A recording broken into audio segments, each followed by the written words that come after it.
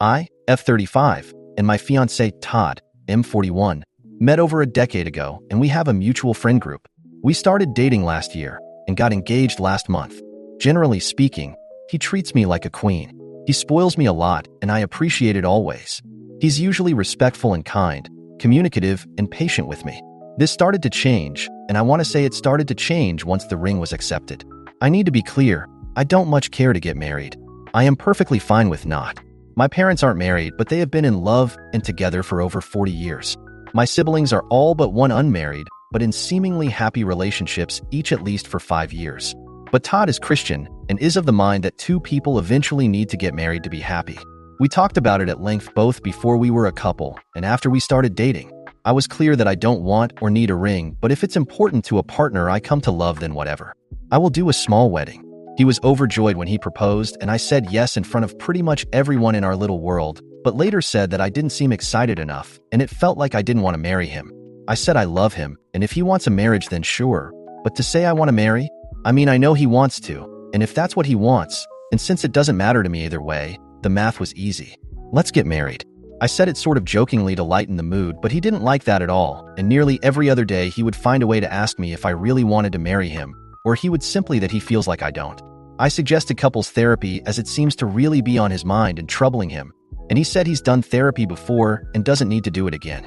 Then last week, on our usual date night, he said he had something really big to ask me. Call it a favor if that makes it better, and asked me to come to his church and get baptized. I stared at him. I am atheist and have been since I was mid-20s. He has known that for years, and we've always been respectful of each other's beliefs. I told him I couldn't do that.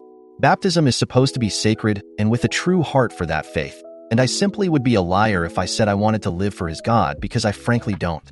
He argued that it's just a splash of water and some words, and since he wants it before our wedding and I don't care about religion either way, this should be easy. I refused again, explaining that I do care about religion. My majors were world religions and anthropology. I care a lot, and it would be dishonest to his God and our community for me to dedicate my life to his religion outwardly, but not inwardly. I said it felt disrespectful to his faith and the people who truly live it. He got angry with me. Oh, so you're okay, disrespecting me though. And when I asked what he meant, he said to drop it and change the subject. I pressed more, but he raised his voice.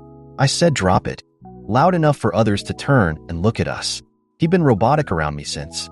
Days up in his study all night, sleeps on his study couch, goes to every service and event/gathering his church has, which is most weekday nights and Saturday morning as well as Sunday, and has been inviting me to every single one. He hadn't done that since we started dating. He did it, then I said I respect his beliefs and will go to something like a wedding or christening or baptism, but not a simple service or event.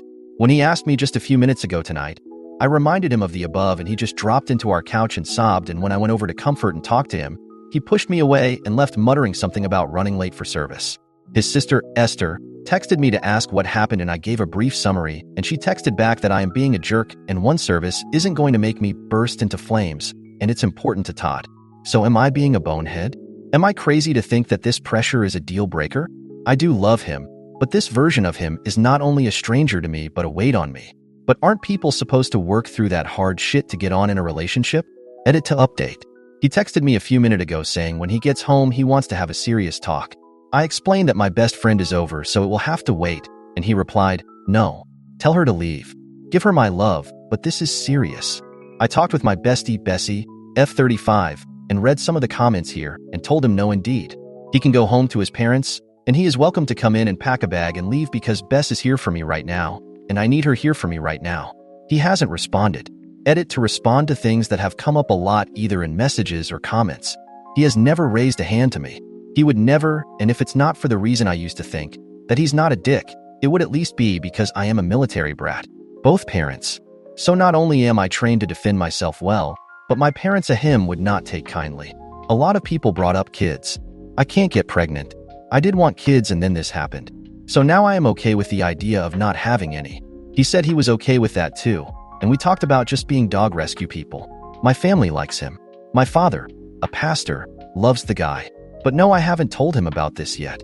He is non-denominational and goes to a megachurch in our state. Literally thousands of people. No, it is not a requirement for marriage at his church for me to convert. Relevant comments. OP lists all this stuff she has done for him to a downvoted commenter. Just to be clear, what doesn't count as stuff for him? Is it that instead of paying a fraction of his college costs for this upcoming semester, I covered it all for him? Is it that I gave him my old car when his broke down and transferred it to his name without him paying a dime? Oh, hold on, I know. It's because I cook for him every weekday when I am home, do our grocery shopping so he doesn't have that on his plate, let him move in rent-free because he couldn't afford to renew his lease, and even got a he shed out back for him out of my own dime, so he has a place to decompress and paint. No, not that. I should have funded his whole mission trip last year instead of half. Is that it? Oh, I know what you're talking about. It's that I do the majority of the housework so he can focus on his degree. Now you probably just mean that I took the time last year to find his undergrad college years buddies and flew his mother in for his 40th birthday, had it catered, decorated, and hired a bartender. Or is it more basic, like the fact that when he went vegan, I switch up my whole lifestyle and only eat vegan when out and about and purged all non-vegan items not for the dog from the home? Thank you, because actually I am now seeing I do so damn much for this man, and he should treat me like a queen because I treated him like a king. This was eye-opening. Commenter. NTA time to break up. But, dang, I love how so many Christians take their religion less seriously than we do. An insincere baptism is indeed disrespectful, yet so many Christians want non-believers to do it. OP. This is what confuses me most. If it's such an important part of his life, how is he okay with me lying and insincerity, devoting my life to Christ? I am not against people who have faith, but those that I know who do, truly do beyond platitudes and the mainstream, are kind and loving and would be offended so much if someone faked it and lied about it and gone through sacred rites and the like. It doesn't make sense why he keeps switching sides on it. Commenter. No, it's a ploy. Oh, just get baptized. It's not serious. Just some water and some words. Oh, please come to the service. The pastor really wants to meet you. I told the youth leader that you'd help. I'm sure you don't mind. It's for the kids. It's not really religious. Just a prayer at the beginning and end. But sweetheart, we have to raise our kids in the church. What will everyone think? They've got a script. No, seriously, on how to trickle truth convert someone. He's getting immense pressure from the church to bring you into the fold, to save you, to prevent you from being unequally yoked, to hunt and win a soul for Jesus. OP, that is terrifying. I was clear when I left the church eons ago that I am not and will not follow that faith. He never hinted once that I can think of to do what you're saying, but it really makes me think this might be exactly what he's doing. I can't get pregnant, so kids are out of the equation, but I couldn't bear it if he tried to push me more into his church life. I'm involved a bit to make him happy. I do help at certain events and such. I have skills they sometimes need, and not at all opposed to a food or clothing or back-to-school drive and the like. I figured it less about it being a church event and more a community event where we help people. Update 1. Last week I posted about a problem between myself, F35, and my fiancé, Todd, M41, because despite having been respectful of each other's beliefs until now, he is Christian and I am an atheist. He now wants me to get baptized. It came to a head and he stormed out, so I called my BFF to keep me company since I was pretty sad and emotional. I do a lot for him and Bess, the bestie, and a lot of you here help me see that the relationship as is either needs to have serious changes to it or it needs to end. Logical. But logic is hard to cling to when you're heartbroken. I think I already knew he wouldn't change anything for me. I did text him that night that he needs to go back to his parents' house. The house we live in is mine, and that I needed space. Guess he and his sister gave his parents an alternate version of events because they came by that night anyway. All of them. His mom, dad, sister Esther, and him. He had a key, so he just walked in as Bess and I are drinking on the couch watching Netflix. I asked what he was doing here, and his family came into the room behind him. I asked what's going on. The way he looked at me is unexplainable, but his mom pushed by him and just yanked me into a very aggressive hug. She said that they were here to talk as a family and have a family meeting, and then told Bess she needed to leave. Bess refused. His mom turns to me to ask me to have Bess leave. I refuse. It's late, and I'm in not state to talk anything else. Please leave. It devolves into passive-aggressive disapproval that I won't take guidance from the man I plan to marry. His parents, his father is a pastor, sat down to give me what felt like a whole pre-planned spiel about how I am an adult and need to act like one, and kicking a man out of his home for doing the right thing is a tantrum. His dad once even said that he is so disappointed in me and will be telling my father, also a pastor, about this. Gotta be honest, I was dumbfounded for 85% of this, and then finally, I guess it was the booze, started to laugh and told them to get out. His dad refused and called me volatile and suggested I get counseling. I told him this is my house, and I will call the police and to get the FUCK out. It was the first time I cussed in front of them. Pearls were clutched. I was called trashy and Bess held her phone like, okay, I am calling the cops. She asked you to leave. I heard his dad say, "You're not marrying that," as they left, and they muttered other hurtful things, making a whole thing of them being sad and disappointed by me. They left. Todd packed a bag and left with them. He continued to text me invites to services. "It will help you," stating that he is concerned about me and the path I am choosing. That his parents aren't sure he should marry me, but he loves me and wants what's best for me. I told him I need space and to leave me alone, but he kept texting. I said that the wedding is off and Sunday. When I got home from running errands, he was on the porch crying. He had a handwritten letter that he wanted to read to me, but I said absolutely not and told him to go away. He kept asking me to think about what I am doing and how my choices affect more than just myself and more. I pointed to my doorbell cam and said I have footage of me repeatedly asking him to leave, and Bess was recording the night his parents and sister, and he ganged up on me. "Go away." He threw his hand up like he was going to strike me, and I just screamed. I didn't even mean to. It was so sudden and it scared me. He went to start apologizing, but a neighbor came out to see what was happening and he just left. I texted him to never come back ever. He is no longer welcome. I will mail his stuff to his parents, but he is no longer welcome on my property ever again. He tried to apologize, but I no longer care to hear any of his words. He did leave his written letter, and I have read it. So has Bess. She keeps telling me it's just manipulation, but it just breaks me. The locks get changed tomorrow. Bess is helping me pack his shit. His father is picking up his stuff tonight. And I am just sitting here replaying the past week and a half in my head over and over. I know it's pathetic, but I am shattered. I haven't been able to really sleep yet, and I feel like I don't even reside in my own body anymore. Just going through the motions. Bess is staying with me. I've been getting texts and social media comments about how disgusting I am. Like my notifications just went insane over the weekend. This is just a nightmare, and I'm not even sure how to wade through this. Relevant comments. Commenter. It is so hard to believe that he kept hidden that he wanted to convert you before marriage. That is the only explanation for this behavior so far into our relationship and close to marriage. It seems like he was keeping counsel with his parents while telling you what you wanted to hear. OP, it's hard for me to fathom this. I thought we loved each other. I would do most anything for him, and I thought he felt the same way. But the way his family came down on me, it was surreal. If Bess weren't there, I really can't say what they might have convinced me off. It was a lot.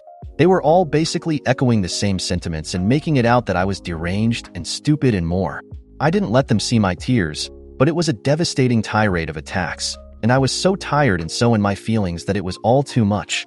Bess thinks it was a coordinated effort to overwhelm me into complying, and if I was alone, they would have pushed me over the edge into believing them. Commenter. OP, don't meet with the father when he comes to get stuff. Pile that shit in the yard and let daddy haul it away. As for people blowing up your phone, block every last one of them. OP, Bess is here with me, and she will meet him at the door. All Todd's shit is boxed up out front. So if all goes to plan, I won't even have to see the guy. If not, the people who live in proximity are keeping an eye out. Commenter. Why don't you post the footage on social media? From the parents bombarding you to him coming back and trying to strike you. Show them the truth. You have the footage. OP, Bess shares your enthusiasm for this option. I am too tired/stressed/hurt to even deal with that.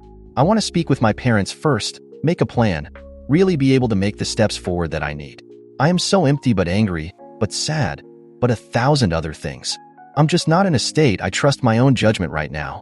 Posting it is something that can't be taken back. So if I do, I want to be sure and above reproach. Update 2.